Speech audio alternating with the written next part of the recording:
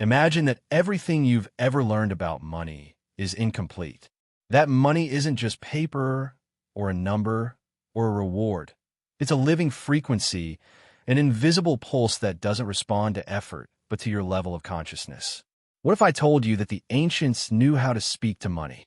That they didn't chase it, they attracted it. That they didn't see it as something external, but as a divine energy that manifests from within. Today, we're not going to talk about economics.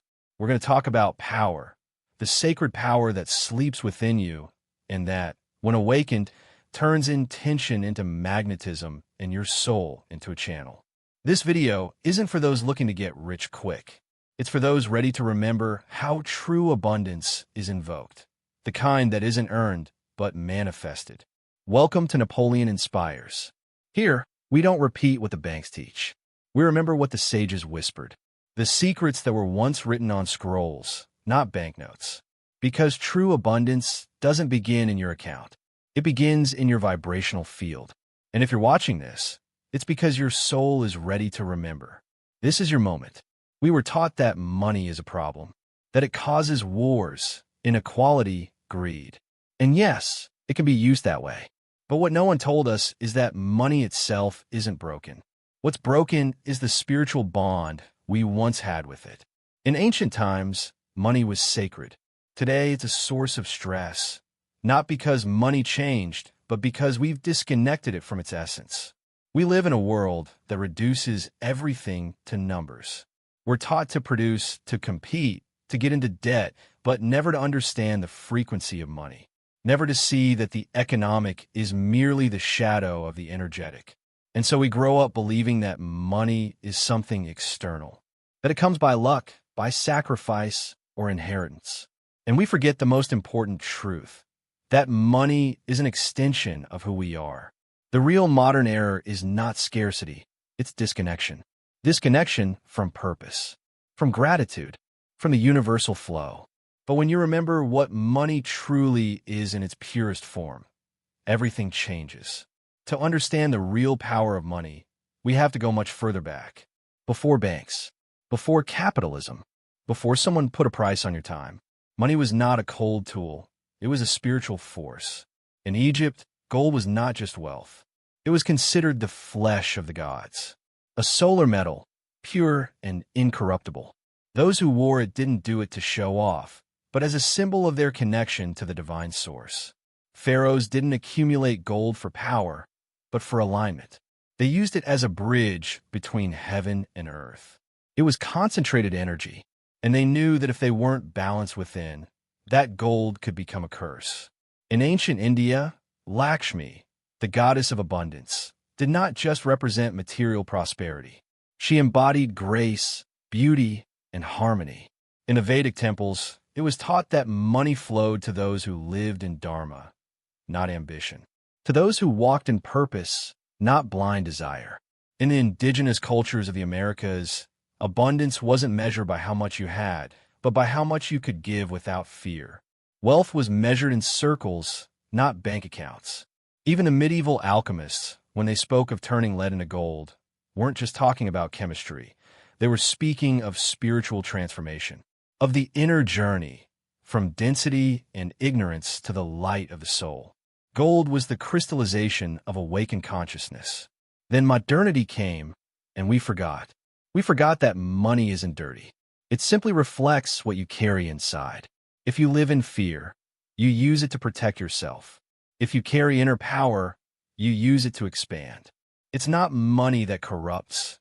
It's the disconnection from its purpose that pollutes. Returning to this ancient perspective is not nostalgia. It's awakening. It's remembering that abundance doesn't begin in your bank account. It begins in your spirit. The universe doesn't reward those who try the hardest. It rewards those who vibrate with the most alignment.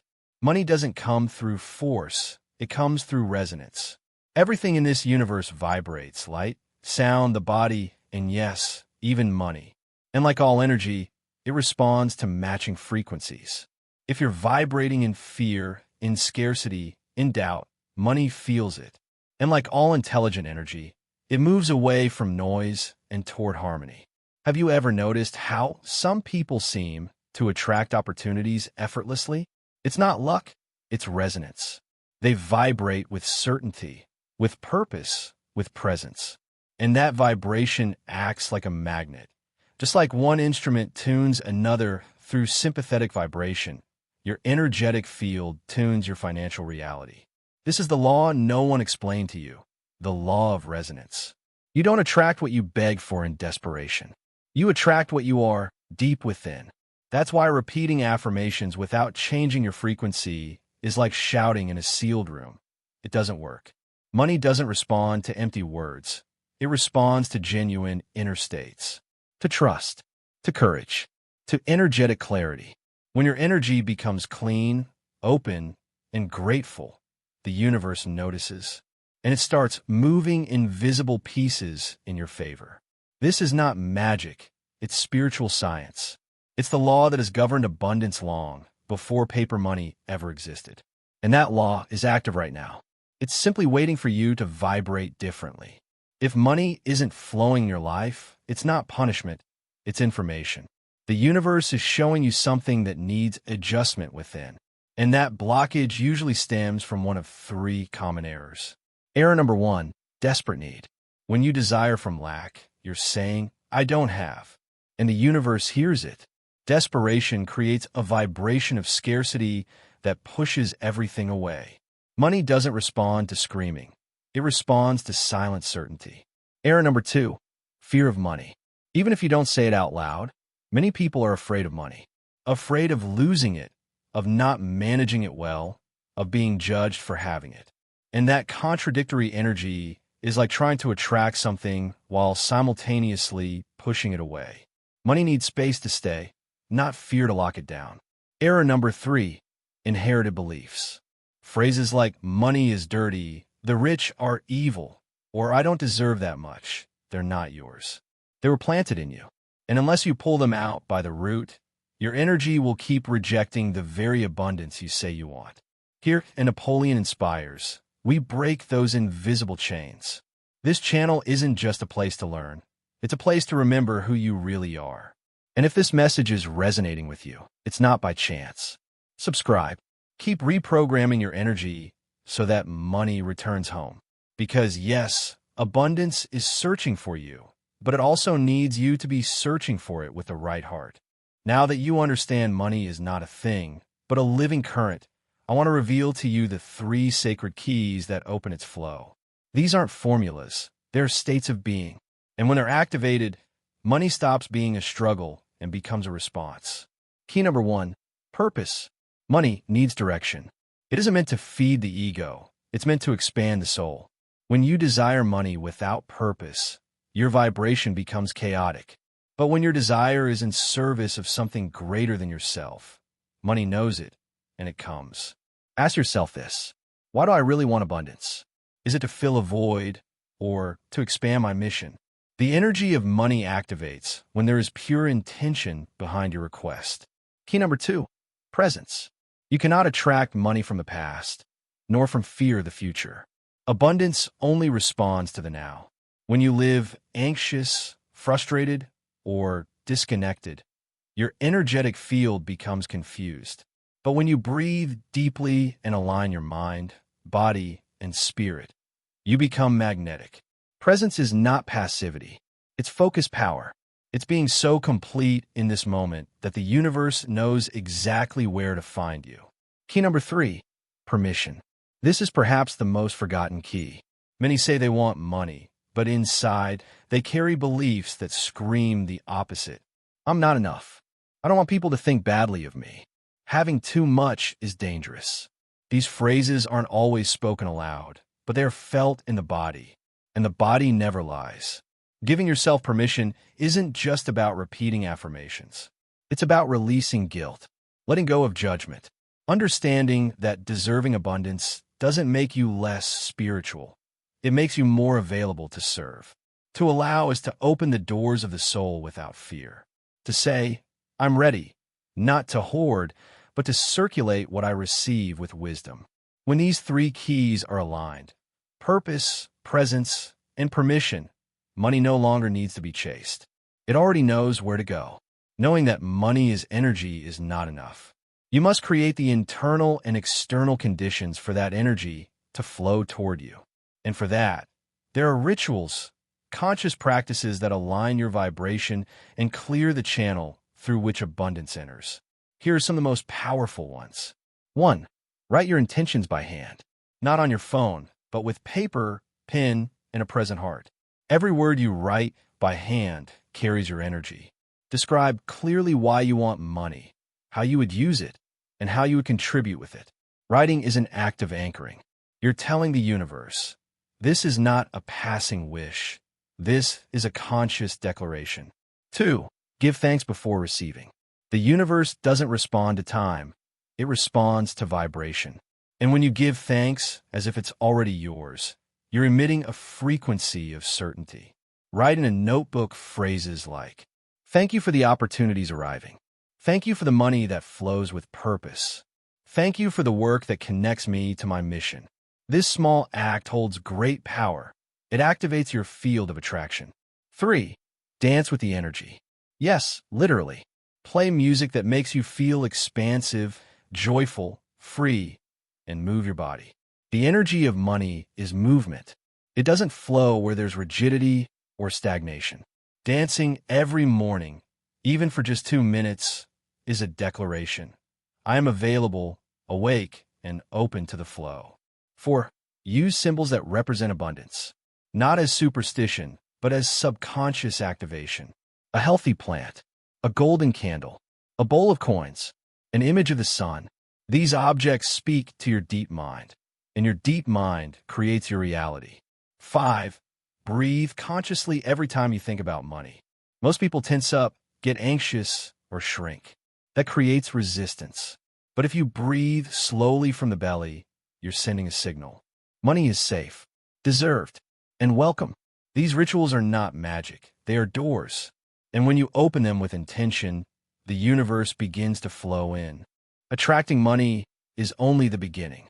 The real challenge is not making it arrive. It's being able to hold it without letting it destroy you. Because money is an amplifier. It doesn't change your essence. It reveals it. If there's order, gratitude, and clarity inside you, money will expand that. But if there's fear, emptiness, or chaos, those too will be amplified. That's why many people open the door to abundance, but can't keep it open. Not because they didn't deserve it, but because they weren't emotionally and spiritually prepared for what was coming. To hold money is not to grip it in fear. It's to become a vessel capable of containing its energy without breaking. It means having inner structure.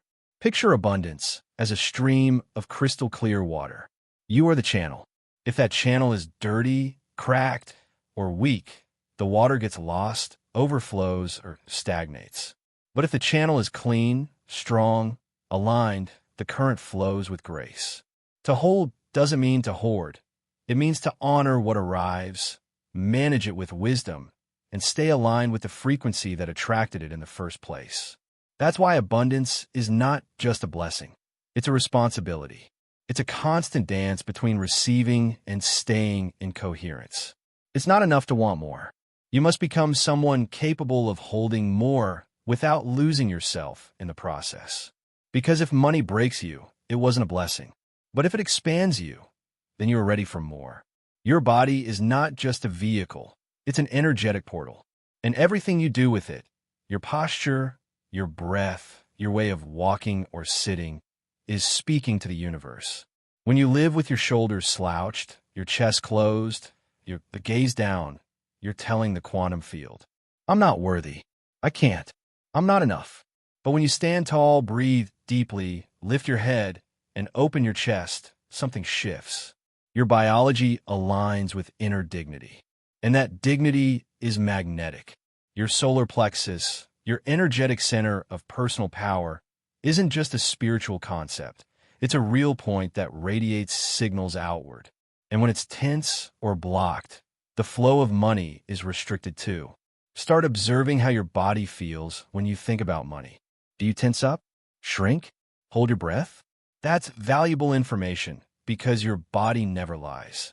And if you can't fully inhabit your body with openness and presence, money will be afraid to enter.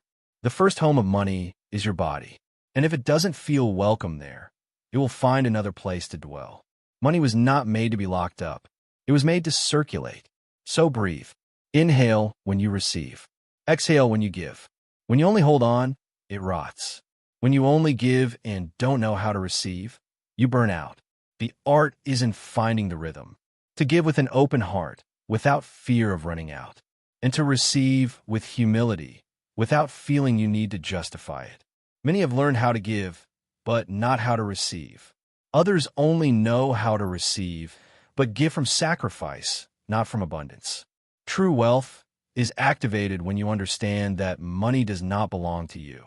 You are simply a channel, and the cleaner, the more balanced that channel is, the more freely abundance flows. A river does not question whether it deserves to carry water, it simply flows. And in flowing, it gives life to everything it touches. Abundance is not accumulation. It is conscious circulation. It is turning every coin, every bill into a bridge, not a prison. When money flows through you with purpose and gratitude, it doesn't just bless you, it blesses everything it touches along the way. Abundance does not begin in your bank account. It begins in your energetic field. It's not about how much you have. It's about how much you can hold with awareness. Money is just one more expression of your vibration. It is neither your enemy nor your savior. It is your mirror. And if you've made it this far, it's because your soul is ready for more. Not to accumulate, but to expand. At Napoleon Hill Code, we don't just share knowledge. We're building a community of awakened minds. And if you feel this path is for you, explore the channel memberships. There we go deeper, no masks. Only truth, purpose, and expansion. Because when we multiply consciousness, we multiply wealth. Thank you for being here. Share this message with someone you feel is ready to. And remember, abundance is not chased. It's invited with the right frequency.